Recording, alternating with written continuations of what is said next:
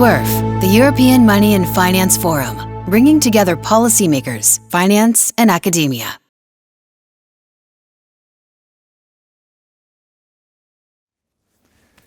Good morning, USA, and good afternoon, Europe. I'm very happy to see that this great collaboration between SUERF, Société Générale, Columbia University, and the European Investment Bank is bringing us together once again. A year ago, we were talking about crisis response. We are very lucky that times have changed. Today, we can talk about recovery, at least in the advanced part of the world. I'll come back to this. For the positive development, we have to thank a bunch of brilliant scientists, but also international cooperation and investment. I'm thinking, for instance, of the cooperation between BioNTech and Pfizer, to which we at the EIB have contributed our small part by funding the research efforts of a, at the time, little-known small company based in Mainz, Germany.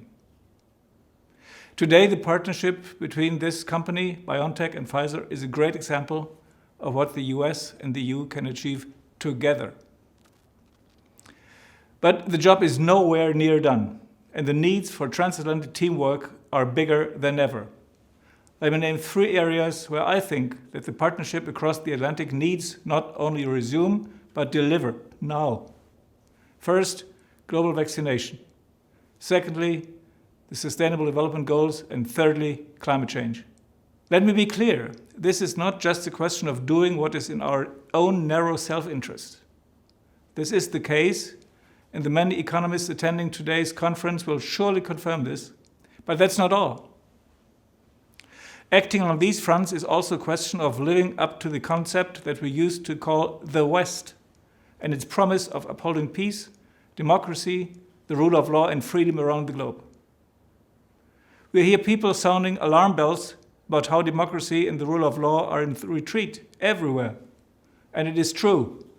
According to the latest report by Freedom House, only 20% of the world's population live in a free country by now. But we have to ask ourselves, how is this supposed to change? Through America first, Germany first, Australia first? I don't think so. The past 5 years have shown this clearly enough. It is not going to change through a sheer appeal to the superiority of our Western ideals either. The only way to defend our values, freedom, and ideals in an ever more polarized world is by showing how they deliver for each and everyone, and on a daily basis. This has been the promise of the Transatlantic Partnership and its commitment to finding multilateral solutions for global problems. For many decades, and we need to see that the partnership delivers on this promise again. Let me start on the issue of global vaccination. It is a complete failure of the West that over 90% of Africans are still waiting for their first dose, while the majority of the wealthier world is vaccinated by now. Did you know that the pandemic is causing more deaths today than a year ago?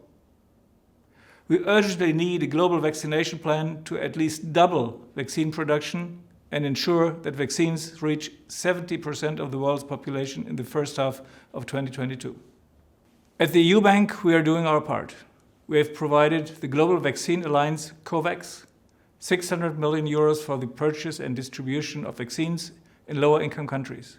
And we will add another 300 million to this soon. We're also extending bilateral funding lines to many developing countries and emerging market economies for the purchase of vaccines, most recently Argentina. At the same time, we are in close discussion with vaccine companies to build manufacturing capacity locally in Africa. But all of this will not be enough to reach our target if Europe and the US do not come together and share the available vaccines at a more ambitious scale. Ladies and gentlemen, this brings me to the second point. We cannot think about vaccine inequity in isolation. It is a major source also of social and economic inequality. A recent report by UNCTAD forecasts that the cumulative cost of delayed vaccination will amount to $2.3 trillion by 2025, with developing countries bearing the brunt. This could lead not only to a lost decade for development, but to a lost generation of poorly educated, unemployed, disaffected young people. Across the developing world, the pandemic has caused lasting damage, while debt burdens prevent governments from investing in recovery. The numbers are very clear. Advanced economies are investing nearly 28% of their gross domestic product into economic recovery. For middle and low-income countries, that number is between 2 and 6.5%, a tiny proportion of a much smaller amount. This uneven, unfair recovery is eroding the trust between the developed and the developing world.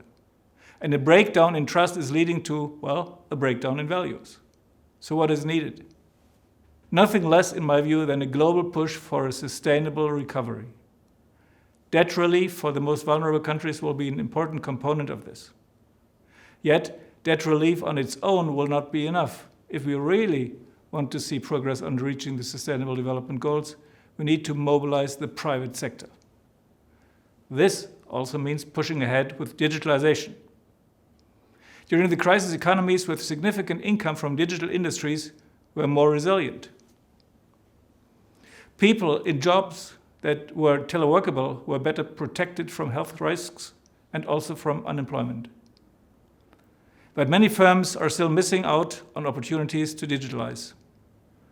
We need to invest in better digital infrastructure, and we need to invest in the right skills to enable people to make use of digital technologies everywhere. And this brings me to my third point, the fight against climate change as a challenge for the Transatlantic Alliance. Each of us can reduce our own carbon footprint, of course. But even the near standstill during the pandemic has meant a drop in global greenhouse gas emissions by some 5% only. What this shows is that our fight against climate change can only work if it comes with massive investments in new technologies and an upgrade of our infrastructure. And we must not forget about climate adaptation.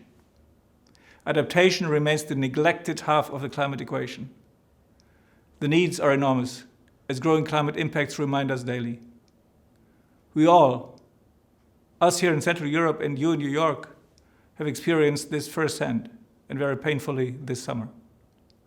But adaptation costs are, of course, much higher still in developing countries. They're estimated at $70 billion currently and are expected to reach up to $300 billion a year by 2030. We simply cannot achieve our shared climate goals nor achieve hope for lasting peace and security if resilience and adaptation continue to be neglected. As the EU Climate Bank, we have made far-reaching commitments in our Climate Bank roadmap, most notably to stop the financing fossil fuel projects, including gas, and to mobilize 1 trillion euros of investments in climate projects in the critical decade until 2030. Soon, we will complement this with another ambitious announcement on climate adaptation. I invite you to stay tuned. In the meantime, I wish you a very fruitful discussion, and I hope to be with you next time again. Let's make this conference another example for successful transatlantic cooperation. We dearly need it. Bye for now.